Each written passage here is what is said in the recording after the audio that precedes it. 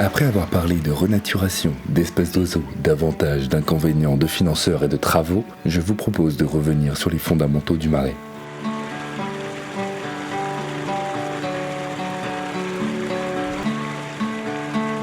C'est vrai qu'on dit tous connaître le marais.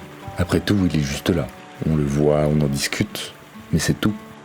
En fait, on ne le connaît pas vraiment. Du moins, on ne connaît pas son histoire, et c'est bien dommage. Comme énoncé dans le brillant article qui vous a guidé jusqu'ici, cet environnement ne fait pas uniquement figure de vastes plans d'eau, bien au contraire. Pour m'informer, je suis parti à la recherche d'un véritable savant, quelqu'un détenant le savoir ultime sur cette étendue d'eau. Et oui, il ne s'agirait pas de dire des bêtises plus grosses que moi.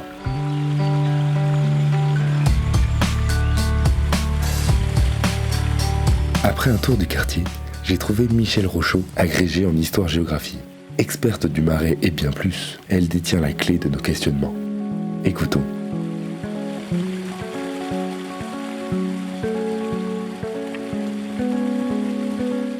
Les marais. La première fois qu'on parle de marais salants, enfin qu'on a la trace écrite de marais salants, c'est 892, je crois. C'est-à-dire 9e siècle, après Jésus-Christ, quoi. Et c'est 3 frères qui ont hérité de leur père une saline et ils la vendent en 892. Donc ça veut dire qu'il y a eu au moins une personne qui dans les années 850 par là faisait du sel entre Périgny et La Rochelle. Après, j'ai pas du tout étudié la grande époque des marais salants autour de La Rochelle, qui est 14e, 15e, 16e, ou l'or blanc, quoi, c'est une des richesses de La Rochelle. Je me suis intéressée sur comment c'était avant Villeneuve, et donc je suis allée aux archives départementales où je suis tombée sur un dossier juste après la Révolution, au moment de Napoléon. Et ce dossier m'a permis de comprendre comment fonctionnaient les marais salants, 17e, 18e, à la Révolution, et puis après je pouvais faire la jonction avec l'arrivée à Villeneuve. Ce que j'ai compris de tout ça, c'est que toute cette zone-là, c'était de la boue. C'est-à-dire que c'était un golfe marin qui était irrégulier, qui allait jusqu'à Périgny, et puis de l'autre côté, jusqu'à la pointe des Minimes. Peu à peu, ce golfe, eh bien, s'est envasé, parce que, bon, ça débouchait sur la mer, là, il y avait rien. Mais ça s'est envasé, ça s'est comblé, avec de l'argile très fine, le brie, et peu à peu, au Moyen-Âge, enfin, en tout cas, dès le 9e siècle, ils ont pu aménager une technique qu'on connaissait depuis l'époque romaine, qui était des bassins dans lesquels on admet de l'eau de mer avec une épaisseur d'eau de plus en plus mince, et à la fin il y a la cristallisation du sel, donc les salines. Et ils ont aménagé un canal. Alors ça montre que cette zone de marais n'est pas une zone naturelle. Quand les gens disent mais la moulinette c'était la nature et maintenant c'est plus la nature, c'est faux. La moulinette c'est un canal, on dit le canal de la moulinette, qui a été aménagé au Moyen-Âge, dans cette zone de boue qui s'était accumulée depuis 1000 ans. Ensuite, là-dessus, on a construit la gare. On a voulu faire une liaison entre le port de La Rochelle, ici, et puis la ville de Maran, qui est à 30 km, là, pour exporter les céréales. Donc, on commence à creuser ce canal. Toujours époque Napoléon, là. Ils vont mettre 100 ans à faire ça. Ensuite, dans cette zone-là, on va faire la gare. D'abord, une gare ici en 875, par là. Et puis, la nouvelle gare, dont on va fêter les 100 ans. Donc, on a désorganisé complètement ce coin. Mais au départ, il y avait là, dans la zone boueuse, un canal, le canal de la Moulinette. On ne sait pas pourquoi il s'appelle comme ça, mais... Alors, ce canal sert à 2 choses. Il admet de l'eau de mer aux hautes marées, eau de mer qu'on envoie avec un système d'écluses à Maubec, dans toute cette zone de bassin. Et ça allait jusqu'à Périgny, au XVIIe. Et l'eau de pluie s'accumulait dans ce canal de la Moulinette et servait de bassin des chasses pour chasser la boue qui s'accumulait dans le vieux port. D'autant plus que Richelieu, le plus grand envaseur de La Rochelle, avait fait construire la fameuse digue Richelieu pour empêcher les Anglais de venir ici et des Rochelais de sortir. Et donc, à l'arrière, c'était des bateaux coulés qu'ensuite on a enlevés après le siège.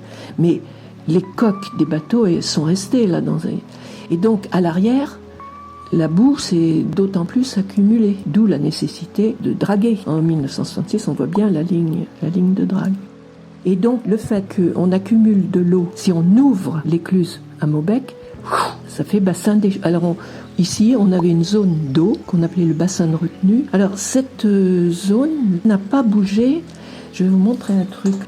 Alors ça, c'est 1627. Les Rochelais sont devenus très riches grâce à la vigne et grâce à l'or blanc, le sel. Dessiné par un monsieur qui travaille pour le roi de France, qui s'appelle Jacques Callot, qui est lithographe.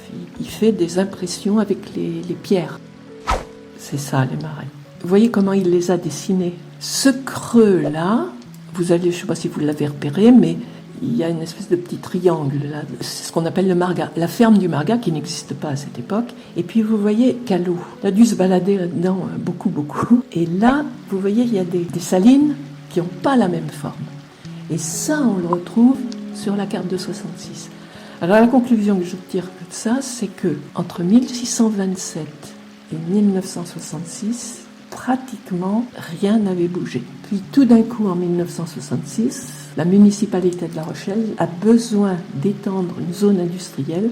Il y en a une au nord, mais elle est complète. Donc, on a cette zone tout près de la ville qui n'a pas bougé depuis au moins 1627. Ça, j'en ai la preuve là. Mais peut-être ce siècle, je ne sais pas. Et tout d'un coup, tout va être transformé. C'est-à-dire qu'ils vont faire des constructions pour loger les gens, parce que Simca, là, qui est par là, vient d'arriver, donc ça va être une très grosse usine de 3000 ouvriers, il faut des logements et puis une zone industrielle. Et donc, on va construire des logements sur le calcaire, qui étaient des champs, mais aussi sur les marais. Or, les marais, c'est de la boue accumulée, et donc on va construire, pas trop, parce que c'est pas des terrains constructibles facile, mais on va quand même construire, et sur pilotis. Et puis il faut aussi comprendre que ici, on est à 3 mètres d'altitude au-dessus du niveau de la mer, et que le niveau des plus hautes marées, c'est au-dessus de 3 mètres. Donc il ne faut pas que l'eau de mer continue à entrer, et il ne faut pas penser que l'eau de pluie puisse s'en aller à la mer tout le temps. Alors, il va falloir faire des zones de rétention d'eau. C'est ce qu'on appelle les lacs. Moi, au début, quand je suis arrivée, je disais super, c'est beau, il y a des lacs, les gamins peuvent faire du bateau et tout. Mais à l'origine, c'est pas le motif. Le motif est de faire des zones de rétention d'eau pour que l'eau s'accumule en cas de pluie, de tempête, à un moment où la mer est haute et on ne peut pas envoyer ici. Donc, ils vont faire un barrage dans ce coin-là, toujours sur le canal de la Moulinette, qui va continuer à fonctionner. Alors donc, toute la zone, ils vont faire un terrassement à 6 mètres. 6 mètres, c'est juste au-dessus du niveau des grandes marées, quoi, à l'époque. Alors, ils vont terrasser à 6 mètres, donc ils vont racler ici, ça, c'est pas ce qui nous intéresse. Le marais, lui, soit il va être recreusé pour faire mes bassins de rétention, soit il va être comblé pour qu'on monte à 6 mètres. Mais tout va être à 6 mètres.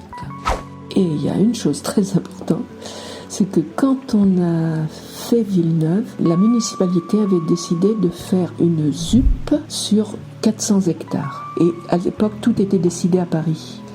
Et à Paris, le gouvernement a dit non, trop grand pour une ville comme La Rochelle. On devait mettre 40 000 habitants sur 400 hectares. La Rochelle en faisait 66 000 habitants. C'est trop grand. Donc vous allez construire votre ZUP sur 200 hectares, je crois que c'est 225, et la limite, c'est la Moulinette. Et là, c'est une zone à aménagement différé, une ZAD. On a construit Villeneuve. Ici, là, à partir de là, le marais est resté tel quel. Quand je parle de Villeneuve, il faudrait que je dise « je m'arrête au canal de la Moulinette ». Et puis en 73, on est quelques années après 68, les gens ont changé de mentalité, ne veulent plus aller dans ces grands ensembles, là, disent-ils. Donc le gouvernement offre aux villes moyennes soit des prêts, soit des subventions pour se désengager de tous les frais à leur crépeau va saisir la balle au bon, là, et va dire on va désuper. Donc ça fait qu'au départ, on avait 40 000, c'est passé à 20 000, et là-dessus, Crépeau dit on va faire 10 000. Donc il va rester des zones non construites. Alors par exemple, le City Stade, là, il y a les 2 rues, il y a Billot-Varennes qui fait est-ouest, et puis là c'est les 100 entre Robespierre et Danton. Là c'est les 200. C'est dans l'ordre où ça a été construit. Après, ils se sont mis à faire les 300 et après les 400. Puis après, les 500, les 600, mais on ne le dit pas. Au départ, les gens, ils disaient j'habite dans les 200 ou j'habite dans les 100 parce qu'il n'y avait pas de nom de rue. Après, il y avait des noms de rue. Donc là, on a les 200, là, c'est-à-dire rue Camille Desmoulins, rue Mirabeau, et on voit une espèce de U. Ça, c'était construit en 76, mais c'était décidé. Il devait y avoir, de l'autre côté, le même U. Quand Crépeau dit en 73, on prend le truc, l'offre de Guichard, on va désuper. Donc ils ne vont pas construire la même chose en symétrie qu'ici. Tous les tuyaux, toute l'électricité, les câbles, tout était déjà en place. Et le City Stade, il est là-dessus. C'est ça le désupage à la Crépeau. Ça fait que après on a été autour de 10 000. Et ça fait qu'on a beaucoup d'espaces verts. Quand les gens sont arrivés, Crépeau a fait un très grand discours. Crépeau a dit, on va essayer de faire d'une ZUP en même temps qu'une zone à urbaniser en priorité, une zone à humaniser en priorité. Ici, là, ces traces-là, ça, c'est ce que Callot a dessiné sous forme de rectangle. Donc, c'est ça qui me permet de dire rien n'avait bougé. Et alors, là, c'est une zone qui a été recreusée. C'est le lac numéro 1. Le collectif est là. Les îles du lac numéro 1, eh bien, c'est les anciennes bosses de ce marais. Alors c'est ça, quand on balade les gens avec Michel Grossegrange, on fait des balades où on raconte l'histoire. Alors on passe toujours ici, parce que ce petit chemin a été conservé, mais autrement, soit ça a été recreusé, par exemple le parc Lavoisier, soit ça a été comblé. Enfin, ce qui est important, c'est le marais, soit on le recreuse, les lacs, soit on le comble. Et quand on le comble, soit on laisse un peu dans son jus, c'est les terrains de foot, c'est le parc Lavoisier, soit on construit dessus, sur pilotis.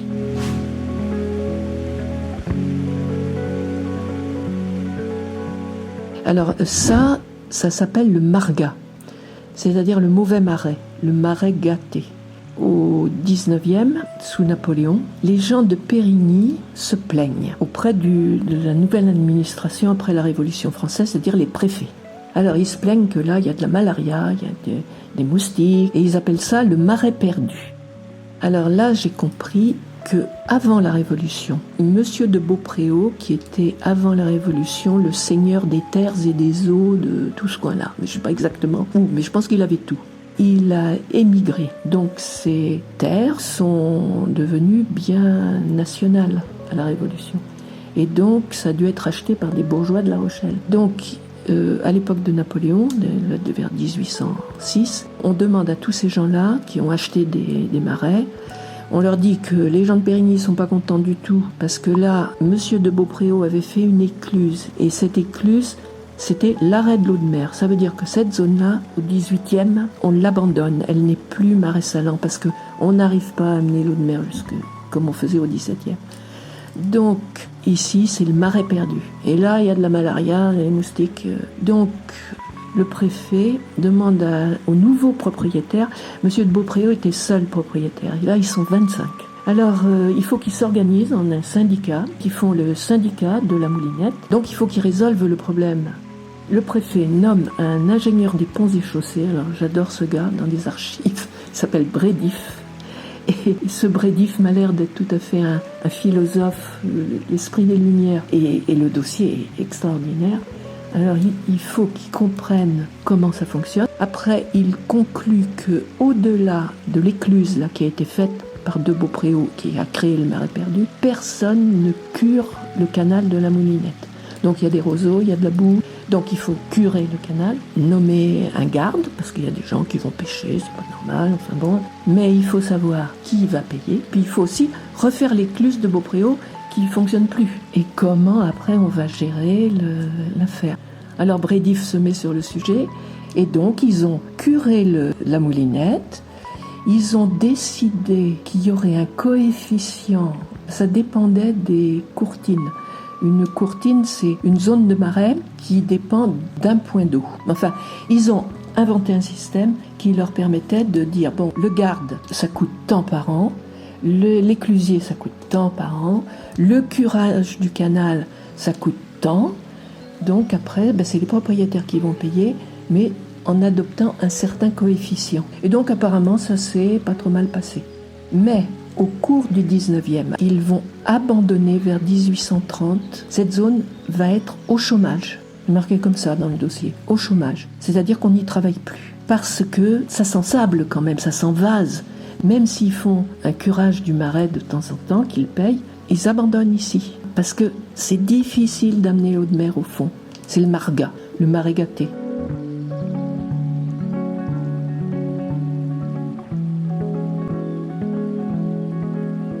Après, les marais, il va y avoir une autre cause. Il y a l'envasement, l'admission de l'eau de mer difficile.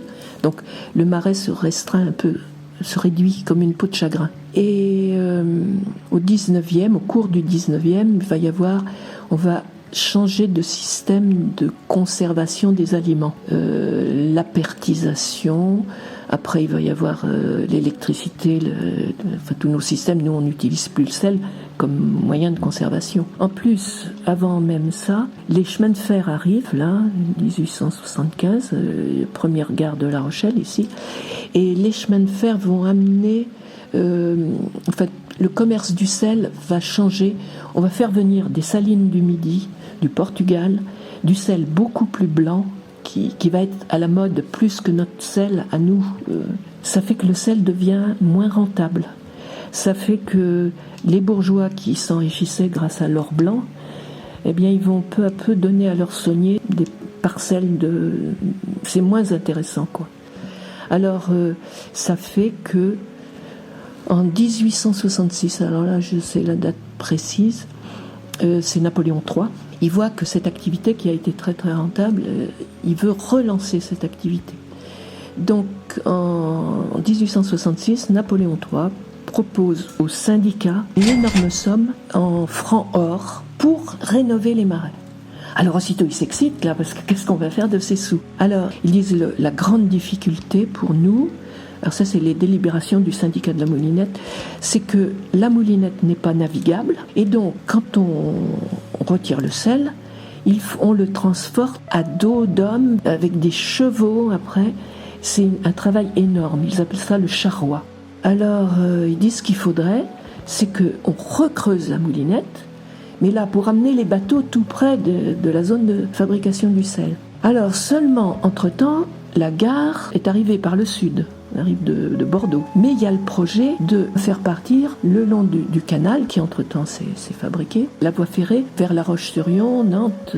Ça veut dire que si on rend la Moulinette navigable, eh bien, à un endroit, elle va croiser la voie ferrée. Donc, il faut faire un pont tournant. Alors, à ce moment-là, il y a un autre ingénieur, et l'ingénieur dit non, par rapport à la quantité de sel qu'on sort d'ici, un pont tournant, c'est pas pensable. Jamais les compagnies de chemin de fer vont pouvoir payer un pont tournant où ensuite on récupérera l'argent sur le sel, c'est pas possible.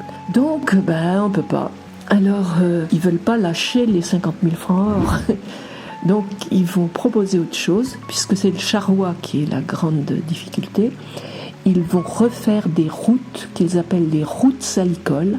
L'activité s'est peu à peu réduite, mais elle a continué jusqu'à... Alors là, j'ai connu aussi une dame dont le papa s'appelait Monsieur Michaud. C'était eux qui avaient piloté la construction des routes salicoles, là, ici. Et elle m'a dit, mon père a fait du sel jusqu'en 1936. Mais c'était résiduel, il vivait plus de ça, quoi. Vous lui voyez quel avenir au marais? J'en sais rien du tout. Je me contente de mon jardin qui est déjà trop grand.